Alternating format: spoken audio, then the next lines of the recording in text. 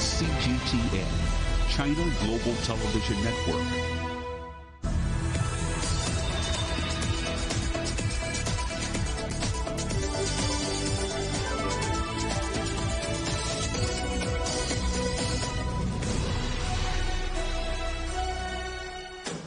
Live from London, this is Global Business. Hello, welcome to the programme. I'm Jamie O. And I'm Juliet Mann. Our top stories. That's like the world's most exciting economic zone. And one of the things that UK Prime Minister Rishi Sunak hails his new post-Brexit trade deal for Northern Ireland as he looks for political backing. So after all of these years wrestling with Brexit, what, if anything, has really changed? And was it worth it?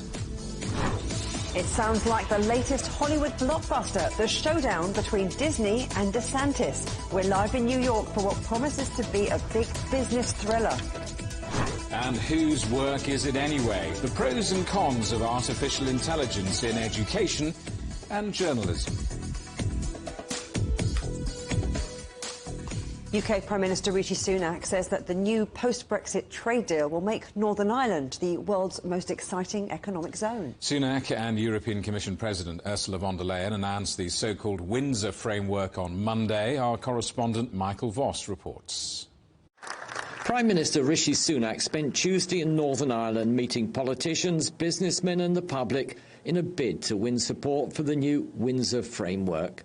I'm over the moon that yesterday we managed to have a decisive breakthrough with our negotiations with the EU, reached agreement, the new Windsor framework, that I think is an extraordinary positive step for Northern Ireland, and it represents, as the European Union President herself said, a historic moment for us to move forward and resolve some of the difficulties of the past. Under the new agreement, all goods from Britain to Northern Ireland will now go through a green channel, which cuts out costly paperwork. Goods destined for the Republic of Ireland, which is an EU member, will have customs checks going through the red zone. Right now, the devolved Parliament, or Stormont Assembly in Belfast, stands empty. The largest unionist party, the DUP, refuses to participate, saying the former trade arrangement threatened Northern Ireland's place in the United Kingdom. Another of the DUP's major concerns is the role of the European Court of Justice in trade disputes. The new agreement gives the devolved Assembly the ability to block changes in EU law, an ability called the Stormont break. Will it be enough? For the moment, the DUP remains non-committal on the new deal. We need to look at the legal text, we need to get legal advice on that, we need to make our own assessments and come to a considered view on this. As I have said, I hope that we can do that within a reasonable time frame. South of the border, the Irish government hopes the deal will ease tensions and says the EU made major concessions to make this happen. Northern Ireland is a unique place, and that we need unique arrangements recognising the unique history and geography of the place. And the European Union has moved a lot to facilitate a new agreement with Britain. If this new trade deal does win support of the DUP and it agrees to return to Stormont, this would mark an historic breakthrough in UK-EU relations. The new deal still has to be put to a vote by the British Parliament in Westminster, where some hardline Brexiteers in Sunak's Conservative Party are waiting to see what the DUP will do. But even without their support, the indications are that the Windsor Agreement will be approved. Michael Voss, CGTN.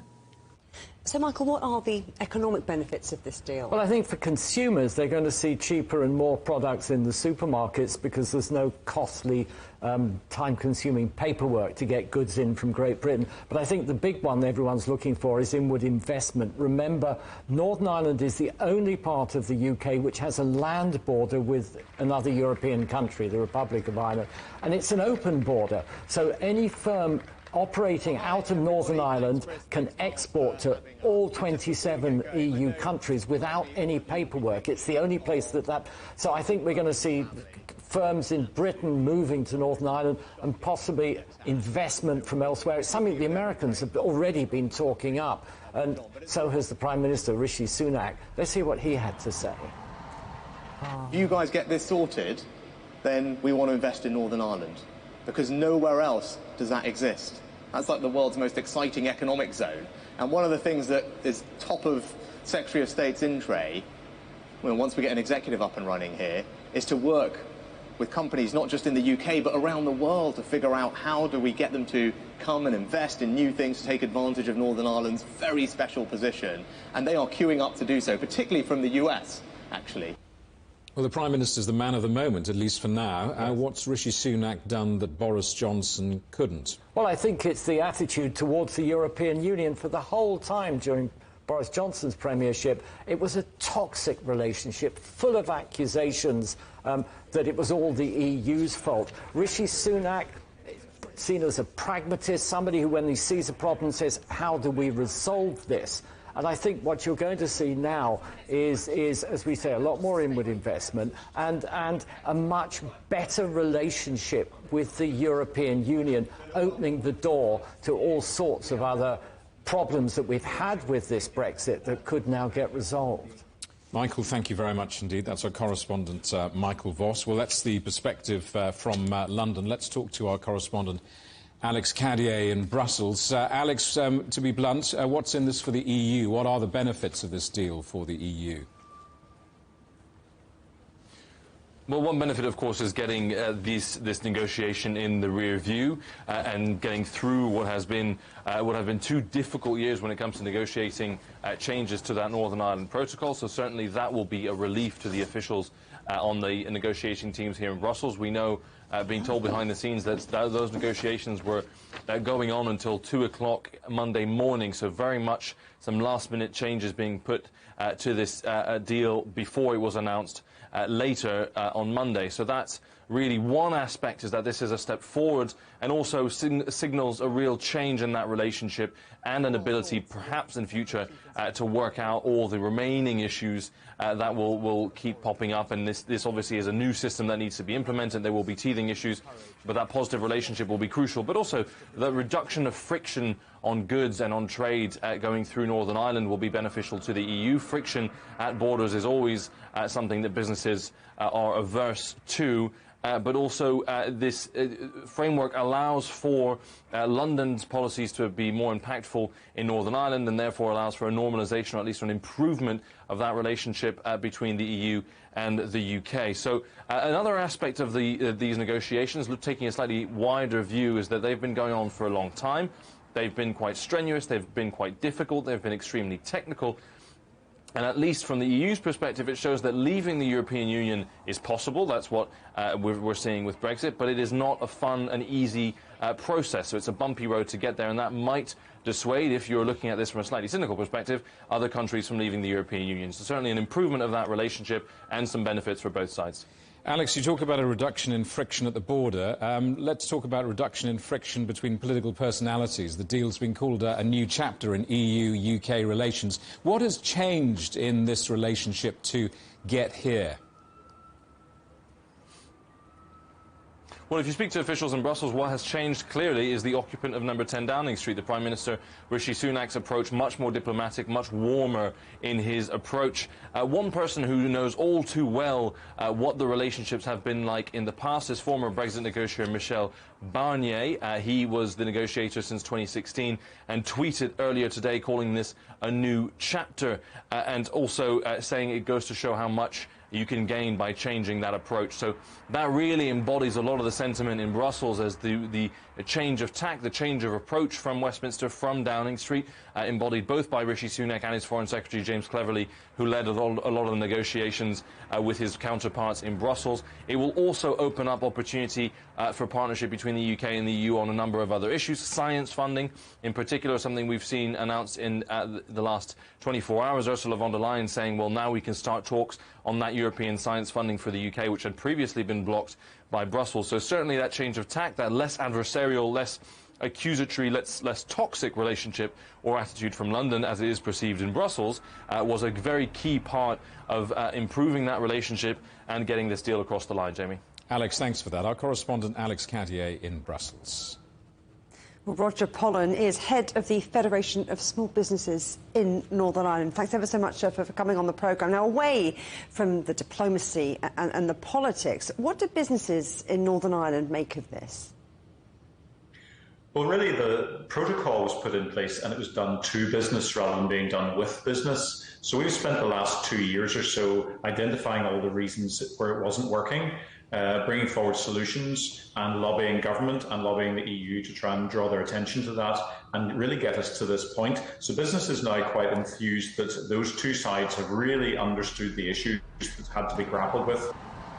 Solutions and put this on the table. We're I was going to say we're cautiously optimistic. We're more than that, actually. It does look like a very good deal has been done, but we're going to take time to go through the 300 odd pages of detail to see exactly how it works for every sector before we finally come to judgment. But I would say it's a good example of successful business lobbying achieving a good outcome. Now, I know you've got to wade your way through those 300 pages, but from a trade perspective, what's the downside?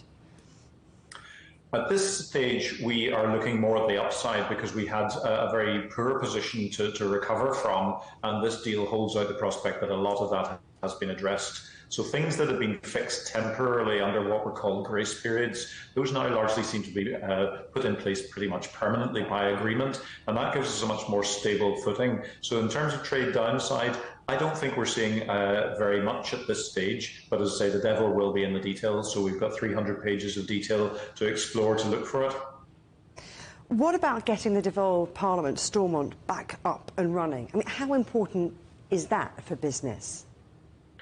Well, there are really two sides of the same coin. So the protocol and all of the negotiations around it have been about effectively international relationships and international problems and challenges, but completely attached to them has been the need to get Stormont and those local challenges sorted out, and the two have become inextricably linked. So we're really very much hoping that there's been enough attention paid to all of the issues that have been raised by the parties, and in particular the unionist parties, in the last number of months, to let them feel that this deal addresses their concerns around the trading relationships and the sovereignty and everything else, and allows them then to step back and get into government in Northern Ireland, because we really do need an assembly here just to deal with all the bread and butter issues of health and education and training and skills and so on that any regional assembly would do. You're talking about the impact it's going to have locally. We've also mentioned how it's going to affect business with the rest of the United Kingdom and also with Europe. What does the New Deal mean, though, for trade with the United States? Well, there's always been a historic interest in Northern Ireland and in Ireland as a whole island from the United States. A huge number of presidents have their roots on the island here. So there's been that tremendous historical tie. I think that there's a real hope that we can now locate Northern Ireland as in a position with access to two markets, the huge market of the UK and the enormous market of the EU, and attract foreign direct investment from America to come in here, really so that we can move from a position of recovering from 25 years of the peace process and go from getting grants to getting growth. We want to be able to trade our way out of our difficulties, and the best way to do that is to make sure we've got the right environment for attracting inward investment to complement the existing indigenous business we've got and make this one of the best places on the planet to do business. Roger Pollen, Head of Federation of Small Businesses in Northern Ireland, thank you very much. You're watching CGTN, still ahead. Hope you're feeling hungry. Grubs up. We're at one of Europe's most important farming shows in Paris. Next.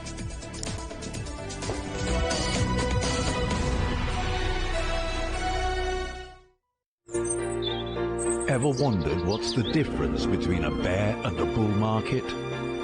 Where are the cash cows? And who are the lame ducks? And what exactly are black swans? Grey rhinos? And unicorn companies?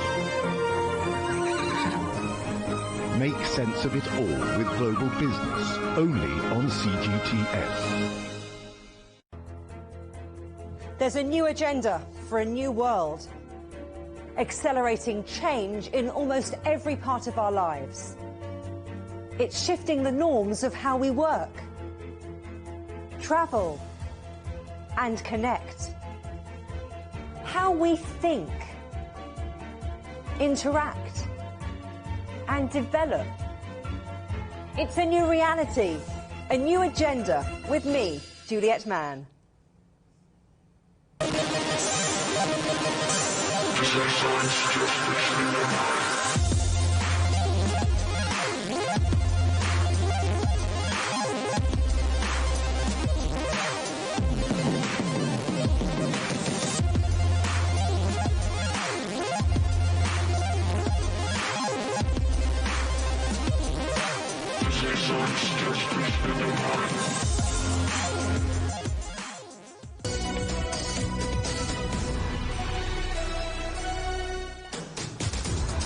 Welcome back to Global Business Europe. And remember that CGTN is available to watch for free on all the major digital platforms, on Smart TV or online on Roku, Apple TV, Amazon Fire and Android TV, YouTube, Dailymotion, CGTN.com and the CGTN app, and in the UK on Preview. Now, this sounds like the latest blockbuster to come out of Hollywood. Disney versus DeSantis. But this is a real-life drama played out between the giant entertainment company and the governor of Florida, who's also a likely contender for the Republicans' presidential nomination. Let's talk to the matinee idol of New York Light Entertainment, CGTN's correspondent John Terrett. Why is the governor rowing with dear old Disney? Hi, guys. You know, this is a fantastic story. I'm so glad you've chosen to do this. It is not making headlines much around the world, but boy, is it making headlines here. And the thing to understand, what people around the world won't know, is that the presidential campaign for 2024 is already underway here. It doesn't get out beyond the borders of this country, but trust me, within the borders of America, a lot of the talk is who will be the president in the election of November 2024. And one of the candidates who is running is Ron DeSantis. He is the governor of the state of Florida, where Disney World is based. Now, before you shout at me and say, Ron DeSantis hasn't declared, I know he hasn't formally declared. But trust me, he's running, okay? He's doing everything that you need to do in order to be a contender to get the nomination for the Republican Party, including publishing a book today. Now, the thing about Ron DeSantis is if you had to pick somebody to be the President of the United States based on history, based on everything we've seen in movies and read in books and seen on television, it would be Ron DeSantis. He's very good looking. He's incredibly articulate, very, very well spoken, and he has an absolutely delightful made-for-TV family. And I will tell you, the people of Florida absolutely love him. They call him Daddy DeSantis. Now, the thing is, he's going to be, if he does run, and he will run, he's going to be up against Nikki Haley, former governor of South Carolina, who also used to be President Trump's representative at the UN, and, of course, President Trump, who is also running. The thing is, in order to do that, Ron DeSantis has to be tough, okay? He can't just be good-looking like I am. He needs to be tough. And one of the things that he's doing is taking on the biggest private employer in his state, the Walt Disney Company. Now, the thing is, and here you have to stand back a bit and take a view on this, because some people will agree with this and others won't, but the Republicans who he represents generally feel that Disney has become far too woke, okay, far too woke for their own good, and that their movies these days and their television programs and the stuff that they publish in all sorts of ways is already now sexualizing young people from the age of kindergarten up until about the age of 8. And Republicans are pushing back on that. And what brought Disney into the crosshairs is that Ron DeSantis has a bill in Florida that disallows schools from teaching sexual orientation of any kind to youngsters from kindergarten to what they call grade 3, which is the age of 8 or 9. And the point is, Disney, under its old boss, Bob Chapek, pushed back on this publicly. Now, people will agree with that and they'll disagree with it, but the point is Disney did push back against this very powerful governor, and because of that, he is now going after them in this way by basically clipping their wings down there. Well, what happens next? We're all on the edge of our seats. Well, the thing is, you know, this is such a great story because most people won't know this. I mean, seriously, I'm not even sure that many people in Florida understand this either. But Disney World, where we all go on holiday with our kids, is in Sanford, in Orlando, in Florida, and it is the place where Walt Disney flew over in the 1960s and looked down from the aircraft and said, that's where I want my Disney World to be. And locally, it is known as Reedy Creek, R-E-E-D-Y Creek. Now, the point is, Reedy Creek is a totally autonomous district for Disney. It's about 50 square kilometers, and they basically control everything in there. And the Florida government doesn't control anything until now. You can think of it as the Vatican and its relationship with the city of Rome and the country of Italy. Now, listen to this list of things that Disney gets. Through tax collection, it controls fire protection, emergency medical provision, flood control, power distribution, water treatment, road building, and maintenance. In other words, pretty much everything. And the Republicans say, look, this gives this company an incredible business advantage that other great companies operating in the state of Florida simply don't have. And so now what's happened is Ron DeSantis signed a bill last night, and he will be able to appoint a 5-person panel to oversee all of Disney's activities in this way, okay? And they're changing the name from Reedy Creek to Florida Tourism or something like that. It's unimportant. But the point is the government of Florida, based in Tallahassee, will now oversee everything that Disney does, and it will lose, as a company, its right to raise taxes. Now, until this point, Disney appointed that 5-person panel. Now the governor of Florida in Tallahassee will do that. So you can see how Disney's wings are really being crimped. Disney, as yet, no comment. It'll run and run. John, thank you for that. Our correspondent, John Terrett, in New York. If artificial intelligence could do your homework for you, would you say no? I know someone who wouldn't. In Spain, some schools are already incorporating the technology in the classroom. Test creation bots like ChatGPT have sparked controversy over their potential for use or misuse in education and in other areas like journalism. Now, we can assure you that what follows is all our correspondent Ken Brown's own work. ChatGPT has captured global headlines and triggered big debates over what role artificial intelligence can play in helping pupils with their work. But the artificial intelligence education revolution is already underway. Here in St. Peter's School in Barcelona, students are already programming robots and writing their own AI chatbots. It was really fun to use AI in the classroom because we can experiment with different resources, we can try new things, and AI, mostly it learns by itself, so we don't need to be there 24/7. Moving with the times, ChatGPT and other AI chatbots are now being incorporated into classroom teaching, with students allowed to use it. AI is helping engage students in a way we've never seen before. But there are still some concerns. With the use of ChatGPT and artificial intelligence, maybe that the students, it's like plagiarizing, so it's not their natural work or their novel work. We do embrace these tools, we let them use them, with the idea of the assessment being a little bit different. The power of AI is changing the way we learn languages too. Artificial intelligence can now help teachers create lesson plans in minutes. That means tailored classes for you, for whatever language you want to learn. Pondi is a US-based company using AI to help teach Chinese. It facilitates self or distance learning with a wide range of fun tools, including gaming exercises. So have advances in AI made teachers obsolete? At this moment, I think human involvement is still very important, especially the teacher involvement. We don't foresee that 100% AI will be taking over 100% the teacher's role. And AI not only can help teachers to identify those critical elements that we want to learn, but also make our learning more effective. The AI robots may not have taken over yet, but AI in the classroom is here to stay.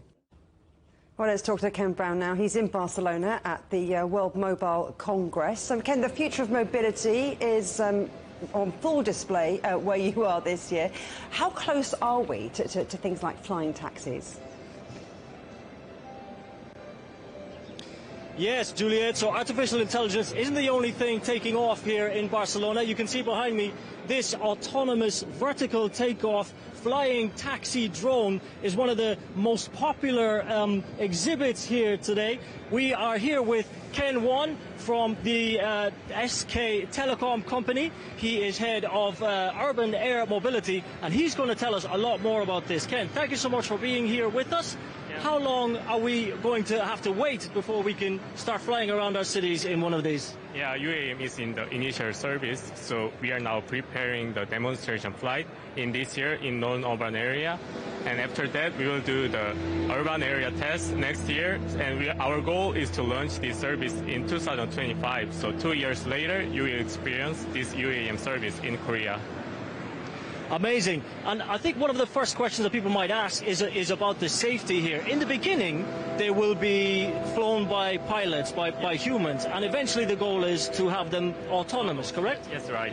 So UAM is the the safety is the first thing for our successful business. So we are now do the pilot flight in the initial stage, but our goal is to make autonomous flight after 2030. So we are preparing to develop the more safety technology with our mobile network.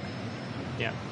Amazing. And tell us a little bit about the technology. What's new here? What drives this new innovation? Yeah, so you can see the new type of aircraft called eVTOL, and it's a 100% electrical power, so it has no carbon zero emission, and also have a low noise compared with ordinary helicopters. Plus, we also have a strong network. Mobile network is a key for the autonomous flights. So our future goal is to connect our 5G or 6G service with this aircraft.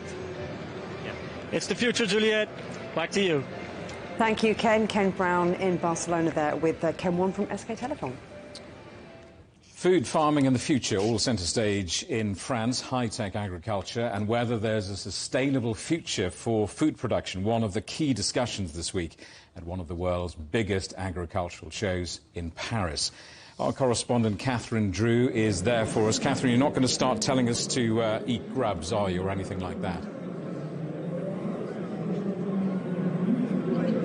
Maybe. I may later, Jamie, but hello again from the Salon de l'Agriculture, taking place this week in Paris. Yesterday, we brought you cattle. Today, it's computing. Certainly, high-tech innovations drive a lot of agricultural processes, but this hall here is actually home this week to hundreds of agri-tech businesses, agricultural technology businesses, all displaying their wares, tackling some of the big problems of the day. And we've been catching up with a couple of them. Let's take a look.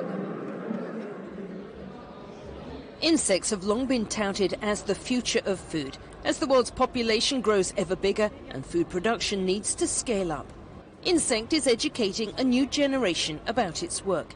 Established a decade ago, the French firm uses mealworm beetles to produce protein sources for human and animals, oil and fertilizer, with minimal land and water resources. Last year, it joined with new partners in the US, Mexico and the Netherlands, and launched its Y-Burger in Europe after getting the green light from food regulators. We don't want to replace, but to complete an offer, to create an alternative. I was talking to a farmer who produces beef.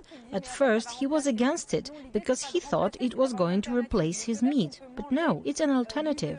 So maybe we can eat better beef less often and add more insect protein to get that protein needed for human development. That's our vision.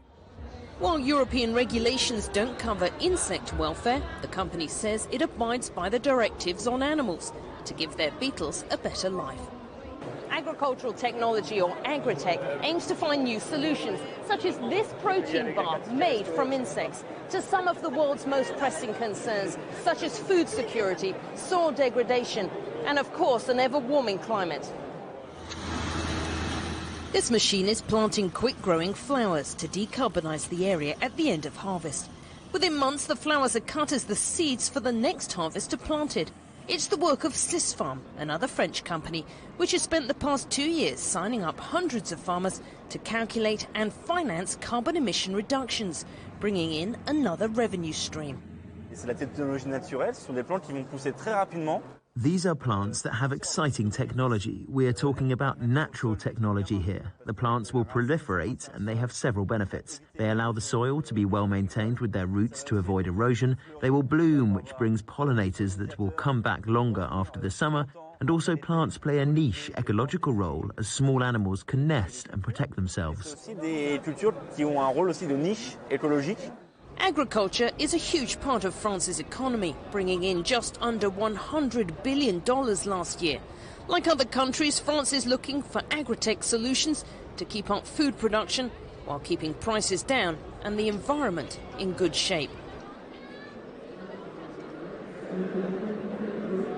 Well, Jamie, Juliet, I have to say I did taste that protein bar made of beetles, and actually it really was surprisingly good. It was very enjoyable. Anyway, I've joined now by, I guess, Jean-Vincent Biret of Aquaclim, and you're another French company, and you've got your cow cooling mat on display. Can you tell us about that? Yeah, In fact, the AquaClim is a cooling mattress in order to help the dairy cow to go through the summer without heat stress. The temperature of comfort of a dairy cow is about 5 degrees Celsius. For the human, it's 26 degrees Celsius. So we have to help the animal to go through these heat waves that we did experience like last summer in France. And of course, what you're doing here is also a solution as well, isn't it? I should say, I know you're exporting to the UK and to China as well, because you're tackling a problem, but you're also at the same time finding a solution. Yeah, in fact, the main problem is the cow comfort and the thermic stress. So we did solve that through the AquaClim. We swallow the energy from the animal. We swallow about 300 to 400 watts. And in fact, we had the idea to do like geothermy, to lock to the cow a heat pump in order to produce a new eco-energy. We have called that zoothermy. And in fact, we produce about 1 kilowatt per hour with one cow. So to make an example, it will be the same amount of energy needed for 40 families of 4 persons per year. John Vincent, thank you so much for joining us from AquaClim. Just a little recap there. So the cow will be cooled on this mat, but the body temperature of the cow will heat the water, and that can be transported into energy. So just one of the many ag tech companies here on display. And I'll be joining you again tomorrow from the Salon d'Agriculture in Paris to talk trade. Back to you. Catherine, thank you for that. Our correspondent Catherine Drew in Paris. China has accused the United States of overreacting after federal employees were ordered to remove the TikTok app from government-issued devices. Beijing said the US had overstretched the concept of national security and abused state power to suppress foreign companies. Canada has also banned TikTok on government devices. Food price inflation has risen again in the UK, with groceries now 17.1% more expensive than a year ago. It's been driven in part by the increasing cost of milk, eggs and other dairy products. Analysts say the rise is adding nearly $1,000 a year to average household shopping bills. 6 Japanese companies have been charged with violating anti-monopoly laws amid a corruption scandal linked to the Tokyo Olympics. They include advertising giant Dentsu, which was a key force in securing the Games for the city in 2013. Earlier this month, a senior Tokyo 2020 organising committee official and 3 others were arrested, accused of rigging a string of Olympics-related tenders. You're watching CGTN, still ahead against all the odds. Amid the fighting, businesses in Ukraine's besieged city of Kramatorsk keep their doors open.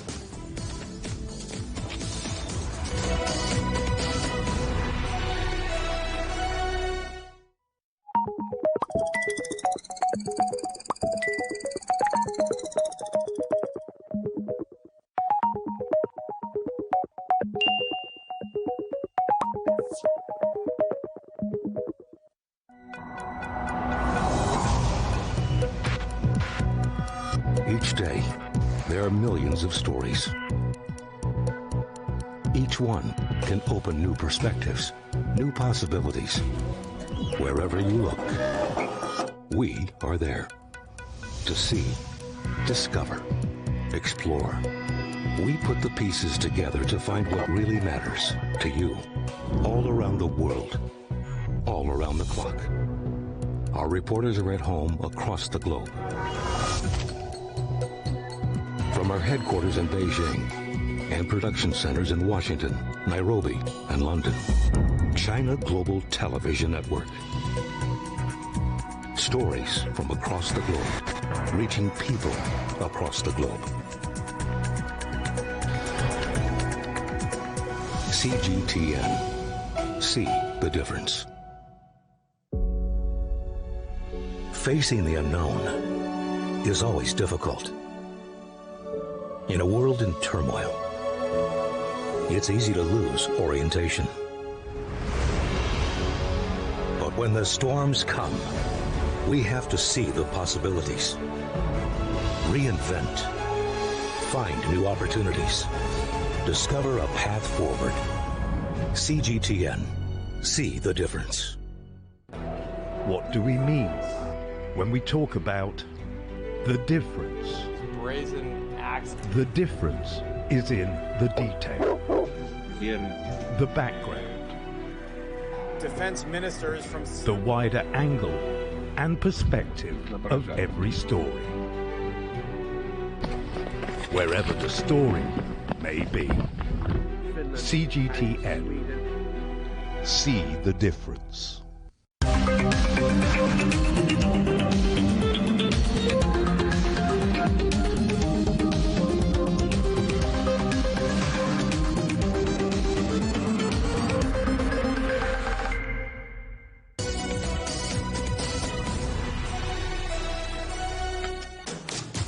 Welcome back to Global Business Europe with Jamie Owen and Juliette Mann. Our top stories: the governor of Florida, Ron DeSantis, has signed a bill to strip Disney of some of its powers in the state. And UK Prime Minister Rishi Sunak hails his new post-Brexit trade deal for Northern Ireland as he looks for political backing. Well, let's stay with that story because the new Windsor framework for Northern Ireland, as it's known, comes more than 6 years after the UK voted to leave the European Union. Tim Bale is Professor of Politics at Queen Mary University of London. I asked him if the years of wrangling over Brexit had been worth it. Well, good question. I mean, I think a lot of people are obviously lauding the deal that's been done, but there's still quite a lot of work to be done. And to be honest, it doesn't mean that Brexit is over. Your correspondent referred to the fact that this means that there will be less, if you like, high-level negotiation needed between the EU and the UK. But the deal that's been done will mean continued negotiation at a lower level. It isn't over. Brexit will be an ongoing process, and it will take continued good relationships on the part of the EU and the UK to ensure that the situation in Northern Ireland remains positive. And that, of course, is after we get some kind of agreement from the DUP, perhaps to go into power sharing again in Northern Ireland, and hopefully some agreement on the part of Rishi Sunak's Brexit ultras, if you like, to this compromise that he's come up with. Take back control. That was the Brexit slogan. So has the UK taken back control? Well, I mean, I think it was always a misnomer in some senses, because in any trade deal, and ultimately this is a trade deal, there has to be some surrender, if you like, of sovereignty on both sides in order to make things work. So the idea that the UK could go it alone completely, I think, was always a false one. And many people, of course, interpreted that as taking back control of immigration rather than necessarily trade borders. And I think one of the things that this agreement might do is ease relationships between the UK and in particular France, which I think is going to be necessary if Rishi Sunak is going to keep one of the pledges that he's made to UK voters recently, and that is to stop the small boats coming over from France bearing refugees. Well, 65 people are now confirmed to have died after the migrant boat sank off the coast of Italy, while police have arrested 3 men accused of human trafficking. Rescuers are searching the beaches where the wreck of the boat washed ashore, but hopes are fading of finding survivors. Our correspondent Johannes Peschberger is in the resort of Staccato di Cutro. On the coast of Calabria, divers are continuing their search for the remaining victims. Suddenly, a rescuer spots a body between the waves. Stiamo controllando. Earlier in the morning, the corpse of another migrant had drifted ashore. This morning they pulled another body out. It was placed right there. This victim will be added to the other 63 already found.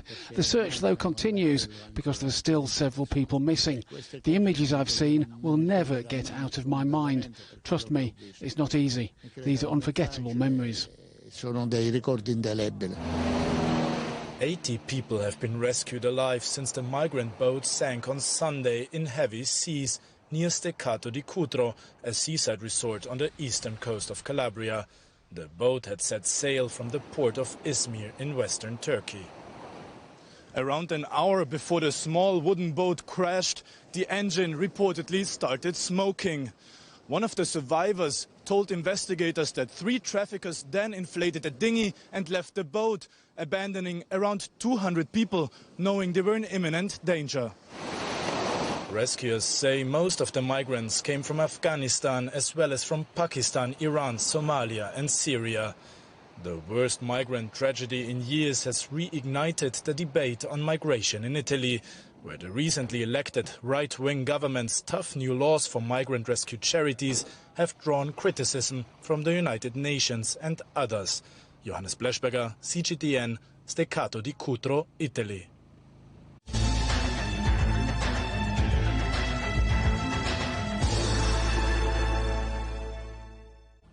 Ukraine's President Volodymyr Zelensky has described the situation in the city of Bakhmut as more and more complicated. Ukrainian troops say that Russian forces, including mercenaries, are attempting to encircle the city with heavy casualties on both sides. Bakhmut has been at the centre of fighting for months as Russia attempts to gain a strategic foothold in the Donbas region. Russia's defence ministry says it's destroyed a Ukrainian ammunition depot in the latest strikes. Well, the city of Kramatorsk has been attacked several times in the past year. It's close to the front line.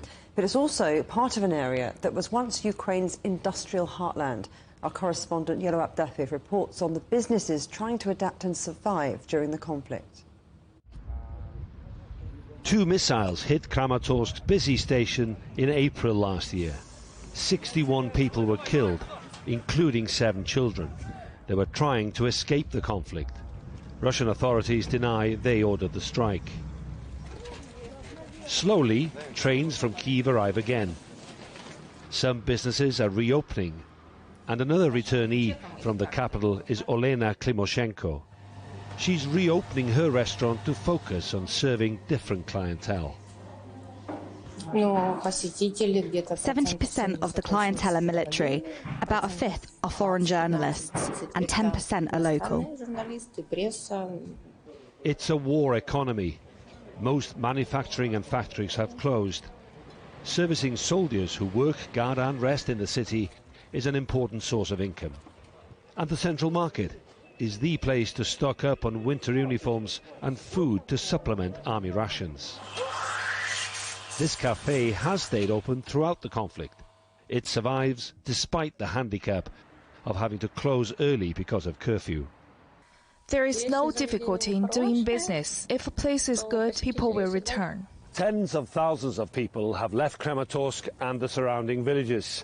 You can't hear artillery guns or see the effects of street-to-street fighting in Bakhmut, 50 kilometers away here, but this empty square does sort of symbolize the emptiness seen in towns and cities all across eastern Ukraine these days. But Kramatorsk is still a target. On the 1st of February, a missile destroyed this apartment block. Dozens of pensioners mostly are now forced to rent or borrow apartments elsewhere. Alla Tatarovska and her husband Ivan used to be factory workers and had lived in their apartment for decades.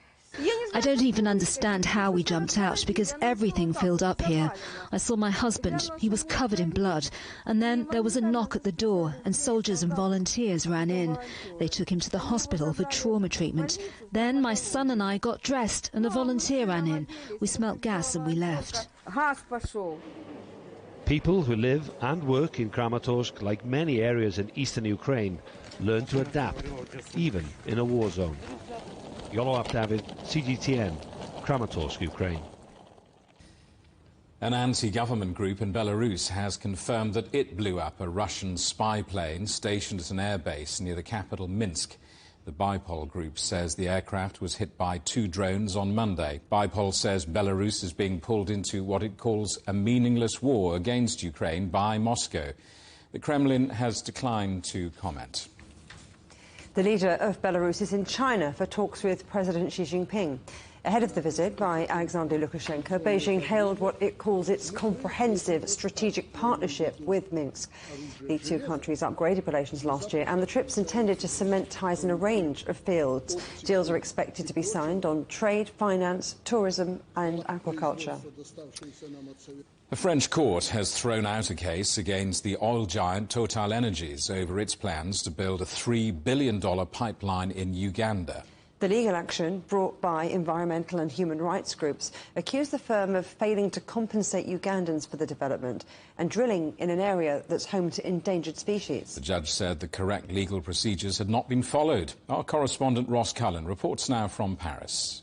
The judge ruled the case inadmissible, saying that the grievances brought by the environmentalist groups differed from those filed in their original complaint. It's not a ruling in Total's favour. It's a legal procedure that says, for now, the correct legal process has not been followed. What the French and Ugandan NGOs brought against Total were the claims of ecocide against the French oil giant, saying that what it's doing in the region is impacting environmental rights and human rights. This is all tied to an enormous pipeline project, a joint venture between France's TotalEnergies and China's National Offshore Oil Corporation to develop and exploit the oil reserves around Lake Albert in western Uganda, build a pipeline that will run for 1,400 kilometres down around Lake Victoria through northern Tanzania to the port city of Tanga on the Indian Ocean coast. The groups are saying that this is going to impact communities. Total has admitted that it will be paying compensation to thousands of households who are going to have to be moved. Even family burial grounds are going to have to be moved to make room for this pipeline. Total does say that it's followed all the appropriate steps, saying that it's only going to be using 1% of the land allocated to it, and it wants to have a net positive impact on the environment, potentially by also, as well as building this project, boosting the local populations of chimpanzees and rhinoceros. And Ross, this was a closely watched case for TotalEnergies, but not only them, other oil companies across Europe who are seeing record profits just now. Yeah, they've seen record profits, particularly BP and Shell. We saw that a short while ago with those profits announced. Some people are believing that they are profiting off the back of the energy crisis caused by the war in Ukraine, but they're also watching what's going on in Africa, because there is often controversy tied to the exploration and exploitation by European and Western oil firms of hydrocarbon reserves in Africa. Last year we saw Shell's project to explore for hydrocarbon reserves off the coast of South Africa blocked because of the noise created by its seismic blasts that it used to try to find oil reserves and the impact on local animal populations. But Shell, despite that, has signed a new deal to explore a possible oil project off Mauritania, and also BP is looking at an LNG project in Senegal. Israeli forces have blocked roads in and out of Jericho after an Israeli-American was shot dead in the West Bank city. The shooting came after 2 Jewish settlers were killed, triggering a group of settlers to rampage through a Palestinian village, torching homes and cars, an incident which left 1 Palestinian dead and others injured. The United States has asked Mexico to extradite Ovidio Guzman, whose arrest in January led to days of violence. Ovidio is the son of the drug lord El Chapo Guzman, who's already in jail in the United States. In 2021, the State Department offered a $5 million reward for information on Ovidio. They now want him to face criminal charges in a U.S. court for conspiracy to traffic drugs. The votes are still being counted in the Nigerian presidential elections, with ruling party presidential candidate Bola Tinubu building a significant lead based on partial results. A number of states have declared, putting him well ahead of his closest rival. All 3 leading parties have made claims of electoral irregularities. The DPRK leader, Kim Jong-un, has called for a fundamental transformation of the country's agriculture. His directive comes as fears mount over food shortages. Kim said grain production targets are to be a top priority, along with stable agricultural production. He said the changes need to happen in the next few years. Police in Hong Kong investigating the murder of the model and influencer Abby Choi is searching a landfill site. Choi's ex-husband was charged with murder on Monday alongside his brother and father. Her former mother-in-law faces a count of perverting the cause of justice. People in Hong Kong are no longer required to wear face masks. Officials say no major coronavirus outbreak has been detected in the city. Hong Kong had been the only place in the world where mask wearing was still mandatory in all public places. Parts of Spain have been blanketed in snow by Storm Juliet. Temperatures in Barcelona fell below freezing as around 7 centimetres of snow fell overnight. The storm has also caused havoc in Mallorca, which was covered in up to 50 centimetres of snow, shutting the roads and cutting power in dozens of towns. You're watching CGTN. Still ahead, saving America's historic black churches and why it might need a little divine intervention.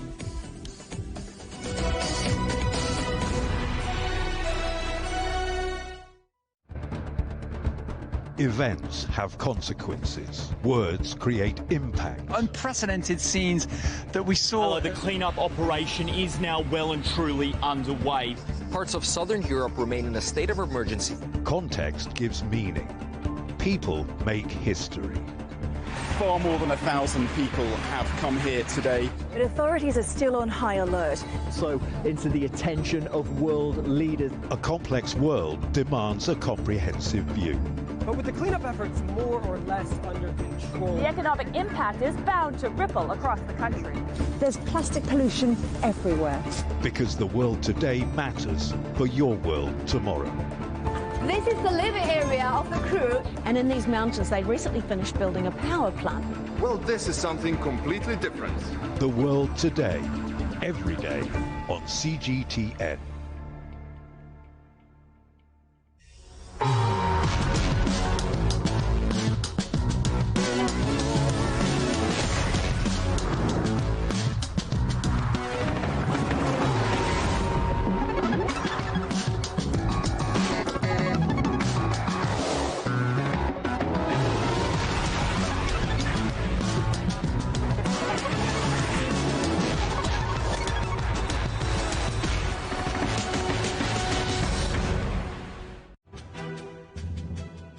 As China embarks on a new journey of modernization, the National People's Congress, China's top legislature, and the Chinese People's Political Consultative Conference, the top political advisory body, convene their annual sessions in early March. Join us on CGTN for our special coverage of the two sessions. Find out the course China will take to ensure a sustainable future for its 1.4 billion people, how China's decisions will impact global economic recovery. Agenda for 1.4 billion on CGTN.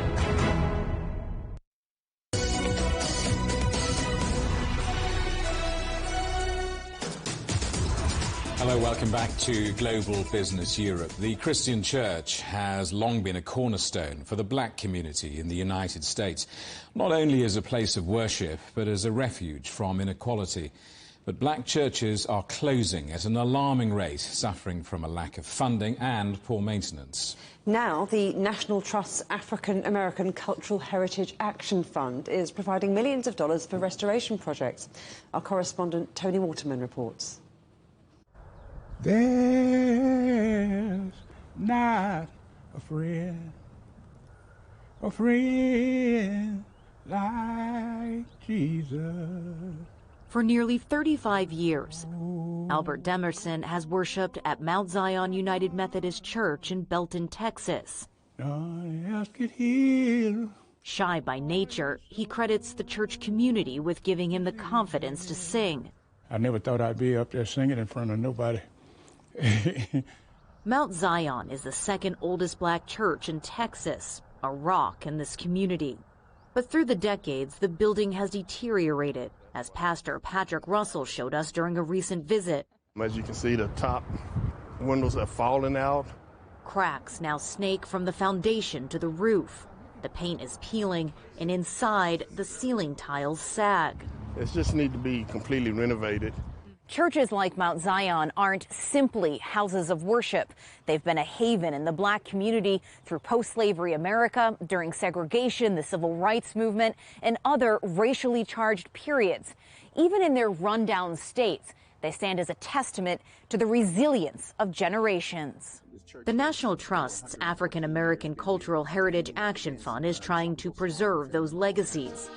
Mount Zion is one of 35 historic churches across the U.S. that will receive a combined $4 million in grants for restoration. The urgency. The fund's executive director says the disrepair comes from decades of underfunding. The Black church has interpreted the spiritual mandate of democracy in ways that has not only benefited Black America, but has also benefited language minorities, women, LGBTQ communities. But unfortunately, historic Black churches are facing urgent preservation threats. Legg says another $4 million in grants will be issued next year. We need to look at the... Contractors are expected to start work at Mount Zion in the coming weeks. I don't know if they're tearing down walls or what. But Pastor Russell says even with the $100,000 grant, the congregation needs to raise much more to complete all the necessary repairs. The church has always been a big part in the Black community because of the struggles that people of color had to go through. Without that, I don't know what people would do. Preserving Mount Zion is about much more than just fixing a building. It's about preserving vital parts of American history. Tony Waterman, CGTN, Belton, Texas. 2 paragliders have become the first pilots to fly to the top of one of the world's most dangerous peaks. Spaniard Horacio Lorenz and Belgian Tom de Dorledor soared over 8,000 meters to the top of K2 in Pakistan, braving temperatures of -30. The gliders took on the challenge after previously reaching the top of Mount Everest. The men described their trip as challenging but incredible. The headlines again. UK Prime Minister Rishi Sunak hails his new post-Brexit trade deal for Northern Ireland as he looks for political backing. Our other headlines, the governor of Florida, Ron DeSantis, has signed a bill to strip Disney of some of its powers in the state. That's it for Global Business Europe. Thanks for watching. More on all of our stories at europe.cgtn.com, and do follow CGTN Europe on Twitter, Facebook and Instagram. We're on smart TV apps, Roku, Apple TV, Amazon Fire and Android TV, YouTube and Dailymotion, CGTN.com and the CGTN app. And in the UK on Freeview. Coming up next on CGTN, it's Africa Live. We'll see you again tomorrow. Same time, same place. From all of the team in London, it's goodbye. Goodbye.